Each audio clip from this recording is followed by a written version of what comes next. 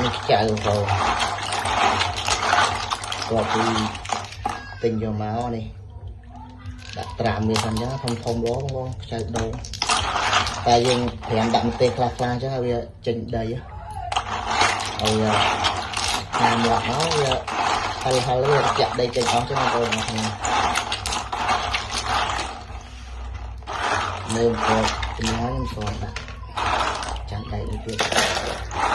ខ្ញុំយកឆាហ្នឹងបងប្អូននេះស្រងឲ្យហើយបងប្អូនស្រងឲ្យហើយដែលមើលទៅជាមួយចេញទឹកដៃម្ដងមើលចុងភៅឆ្ងាញ់អត់ចឹង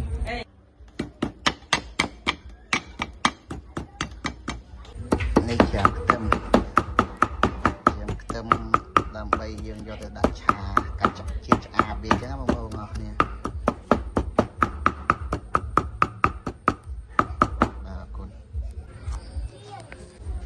នេះយើងហាន់ហើយបងប្អូនឥឡូវយើងលើកយកមកដាក់ចូលគ្នានេះដាក់ខ្ទះហើយបងប្អូនដាក់ខ្ទះឥឡូវបើកខ្ទះកាច់ខ្ទះវាឲ្យផ្អើភ្លើងឆេះចឹងបងប្អូនអរគ្នាឲ្យក្តាច់ខ្ទះបន្តិចបាទខ្ញុំដាក់ពេញឆាចូលចឹងឥឡូវដាក់ពេញឆាចូលហើយវាឲ្យសប់តិចឥឡូវទៅខ້ອຍខ្ទះវាបន្តិចបងប្អូនឲ្យឆេះខ្លាំងពេកចឹងឥឡូវដាក់ខ្ទឹមចូលបងប្អូនឈ្ងុយផ្អើគេផ្អើឯងឈ្ងុយទេបងប្អូន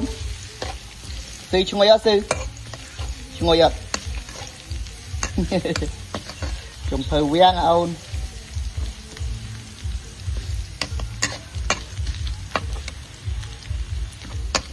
ឡូវយើងពើងវាឲ្យយើងក្រហមតិចបងប្អូនអរគ្នា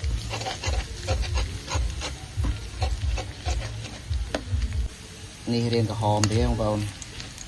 ឡូវខ្ញុំចាក់ទឹកត្រីចូលបន្តិចឲ្យកាន់តែឈ្ងុយ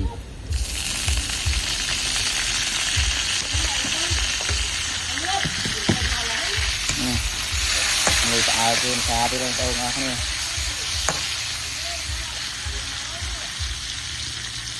ឥឡូវដាក់ស្ករមកស្ព្រីបងប្អូន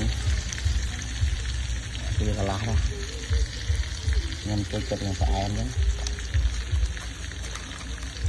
ហើយរោយប៊ីចេងតិចទៅថាជាមកពីอะไรចឹងបងប្អូនអរគ្នា